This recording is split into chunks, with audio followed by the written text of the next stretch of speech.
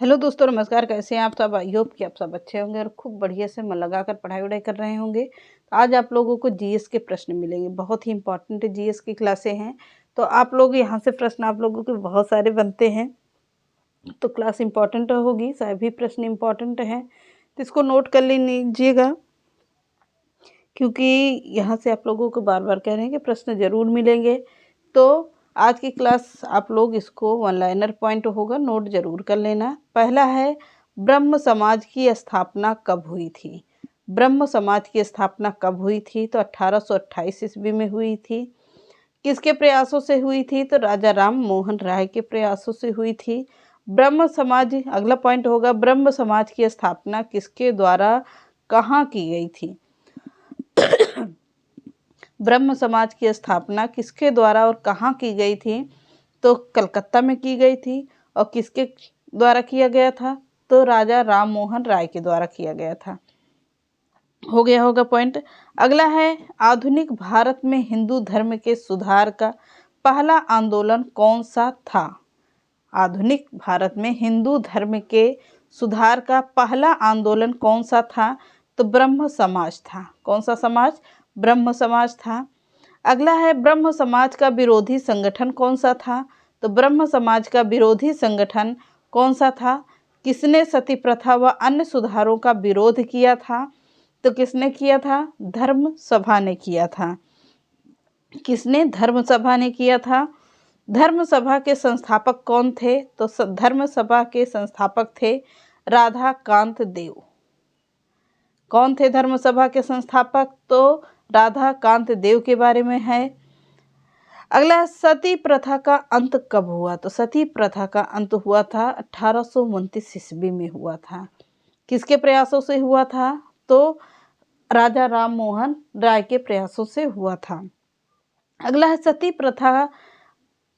प्रथा के अंत में सबसे अधिक प्रयास किसका रहा? पूछ रहा है प्रश्न, पॉइंट पूछ रहा है कि सती प्रथा के अंत में सबसे अधिक प्रयास किसका रहा? तो राजा राम मोहन राय का रहा। किसका? राजा राम मोहन राय का था। अगला है, आर्य समाज की स्थापना कब हुई? तो आर्य समाज की स्थापना हुई 1875 ईस्वी में। कब हुई? 1875 ईस्वी में हुई। कहाँ हुई? मुंबई में हुई। कहाँ हुई? मुंबई में हुई। अगला है, आर्य समाज की स्थापना किसने किया था? तो आर्य समाज की स्थापना स्वामी दयानंद सरस्वती ने किया था। किसने? स्वामी दयानंद सरस्वती ने किया था। अगला है, आर्य समाज किसके विरुद्ध था? तो आर्य समाज था धार्मिक अनुष्ठान व मूर्ति पूजा के विरुद्ध था। आर्य समाज किसके विरुद्ध था? धार्मिक अनुष्ठान व मूर्ति पूजा के विरुद्ध था। अगला पॉइंट है, 19वीं सदी में भारतीय पुनर्जागरण का पिता किसे माना जाता है? तो 19वीं सदी में भारतीय पुनर्जागरण का पिता किसे माना जाता है? तो राजा राम मोहन राय को माना जाता है। किसको? राजा राम मोहन राय को माना जाता है। अगला पॉइंट है, सत्यार्थ प्रकाश की रचना किसने की थी? तो सत्यार्थ प्रकाश पुस्तक है, यह रचना किसने किया था? दयानंद सरस्वती ने किया था। किसने? दयानंद सरस्वती ने किया था इस पुस्तक की रचना। वेदों की ओर लौट चलो, यह नारा किसने दिया था? तो वेदों की ओर लौट चलो, यह नारा किसने दिया था? दयानंद सरस्वती ने यह नारा दिया था, वेदों की ओर लौट चलो। अगला है, रामकृष्ण मिशन की स्थापना कब हुई? तो रामकृष्ण मिशन की स्थापना हुई थी 1896-97 ईस्वी में हुई थी। कहाँ हुई थी? बेंगलुरु कलकत्ता में हुआ था। कहाँ? बेंगलुरु कलकत्ता में हुआ था। अगला पॉइंट है, रामकृष्ण मिशन की स्थापना किसने किया था? तो रामकृष्ण मिशन की स्थापना स्वामी विवेकानंद ने किया था। किसने? स्वामी विवेकानंद ने किया था रामकृष्ण मिशन की स्थापना। अगला पॉइंट है, अलीगढ़ आंदोलन किसने चलाया था? तो अलीगढ़ आंदोलन चलाया था सर सैयद अहमद खान ने। किसने? सर सैयद अहमद खान ने चलाया था। अगला है, अलीगढ़ मुस्लिम विश्वविद्यालय की नींव किसने डाली थी? तो अलीगढ़ मुस्लिम विश्वविद्यालय की नींव किसने डाली थी? सर सैयद अहमद खान ने डाली थी। किसकी? तो अलीगढ़ मुस्लिम विश्वविद्यालय की नींव। अगला है युवा बंगाल आंदोलन के नेता कौन थे? तो युवा बंगाल आंदोलन के नेता थे हेनरी विलियम डेरोजियो। कौन थे? हेनरी विवियन डेरोजियो थे, युवा बंगाल आंदोलन के नेता थे। अगला है सत्य शोधक समाज की स्थापना किसने की थी? तो सत्य शोधक समाज की स्थापना किया था ज्योतिबा राव फुले ने। यहाँ पर ज्योतिबा ही फुले दिया गया है, ज्योतिबा राव फुले ने दिया था सत्य शोधक समाज की स्थापना। अगला पॉइंट है किस धर्म सुधारक की मृत्यु भारत से बाहर हुई थी? तो वह कौन सा ऐसा व्यक्ति था जिसने किस धर्म सुधारक की मृत्यु भारत से बाहर अगर प्रश्न पूछता है तो किसकी हुई थी? राजा राम मोहन राय की हुई थी। अगला पॉइंट है बहावी आंदोलन का मुख्य केंद्र कहाँ था? तो बहावी आंदोलन का मुख्य केंद्र कहाँ था? पटना में था। कहाँ था? पटना में था। अगला है भारत में दास प्रथा को कब अवैध घोषित किया था? तो भारत में दास प्रथा को अवैध घोषित किया गया था 1843 ईस्वी में। कब? 1843 ईस्वी में किया गया था। भारत में दास प्रथा का अवैध घोषित किया गया था। अगला पॉइंट है भारत में अंग्रेजी शिक्षा की व्यवस्था किसके द्वारा की गई? तो भारत में अंग्रेजी शिक्षा की व्यवस्था की गई थी विलियम बेंटिंक के द्वारा। किसके द्वारा? विलियम बेंटिंक के द्वारा किया गया था। अगला है वेदों में संपूर्ण सच्चाई निहित है, यह कथन किसका है? तो वेदों में संपूर्ण सच्चाई निहित है, यह कथन है स्वामी दयानंद सरस्वती के। किसके? स्वामी दयानंद सरस्वती के है। अगला है महाराष्ट्र का सुकरात किसे कहा जाता है? तो महाराष्ट्र का सुकरात कहा जाता है महादेव गोविंद रानाडे को। किसको? महादेव गोविंद रानाडे को कहा जाता है महाराष्ट्र का सुकरात। अगला पॉइंट है विवेकानंद किस संस्थान पर विश्व धर्म सम्मेलन में प्रसिद्ध हुए थे? तो विवेकानंद किस स्थान पर विश्व धर्म में प्रसिद्ध हुए थे? तो शिकागो में हुए थे। कहाँ पर? शिकागो में हुए थे, जहाँ बहुत बड़ा एक मंच बना था। मंच पर आप लोगों को कुछ कहानी बताते हैं थोड़ी सी शॉर्ट में। तो शिकागो में एक बहुत बड़ा मंच तैयार हुआ था, वहाँ पर ये गए थे अपना पहला हिंदी के लिए अपना प्रचार करने के लिए गए तो थे, पर क्या था कि वो वहाँ पर प्रचार हुआ। प्रचार होने के बाद ये सीधा ऐसे ऐसे कृष्ण जी के बारे में बातें करते गए तो वहाँ के शिकागो के लोग इनसे बहुत प्रभावित हुए। और फिर ये पूरी बात ना बता के पीछे से अपना झोला झंडी टांगे और आगे लिए निकल चुके। तो शिकागो के लोग यहाँ पर सभा के बाहर इनका पीछा करते हुए काफ़ी दूर तक निकल गए। जब पीछा तो आप लोगों फिर क्या विवेकानंद ने पूछा कि आप कहाँ पर जा रहे हैं? तो ये कहते हैं कि हम जा रहे हैं। तो ऐसे ऐसे पीछा करते हुए इनके काफ़ी लोग चले गए। तो जब पूछे कि आप क्यों पूरी बात बताए नहीं, चले गए, तो यही बात ये समझाना चाहते थे कि कृष्ण के पीछे भी ऐसे ही गोपिकाएं लगी थी जैसे आप लोग मेरे पीछे लगे हुए हैं। केवल यही एक कारण था कि पूरी आधा अधूरा कृष्ण जी का ज्ञान लोगों को बहुत अच्छा लगता था। गोपिकाएं इसीलिए, गोपिकाएं हो या कोई भी हो, उनके पीछे इसीलिए इतने लोग पड़े रहते थे कि उनको आधे अधूरे पूरे ज्ञान लेना था और पूरी बातें समझना था। उनकी बातें उनको बहुत अच्छी लगती थी, ज्ञानवर्धक बातें करते थे, इसलिए उनके पीछे, कृष्ण के पीछे बहुत सारी गोपिकाएं और लोग पड़े रहते थे।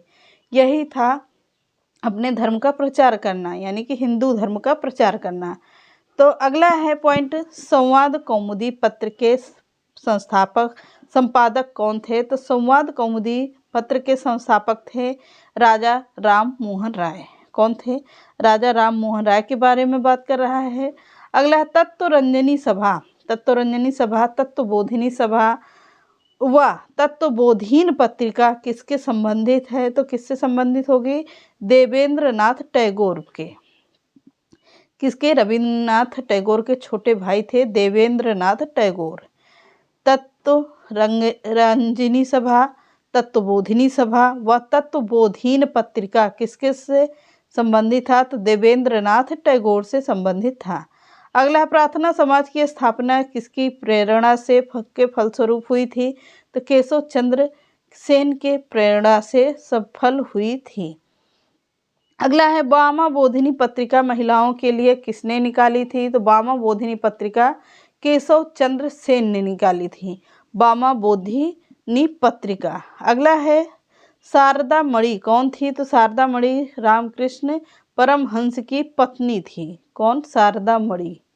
अगला है कूका आंदोलन किसने चलाया था? तो कूका आंदोलन चलाया था गुरु राम सिंह ने चलाया था। किसने? गुरु राम सिंह ने चलाया था।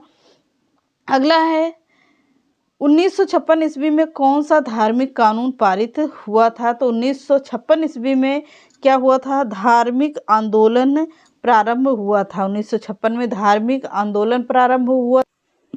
1956 में कौन सा धार्मिक कानून पारित हुआ था? धार्मिक अयोग्यता कानून पारित हुआ था 1956 ईस्वी में।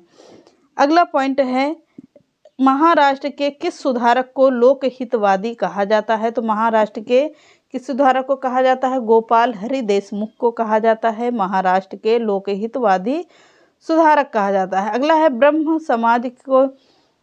समाज किस इस सिद्धांत पर आधारित है? तो एकेश्वरवाद सिद्धांत पर आधारित है ब्रह्म समाज।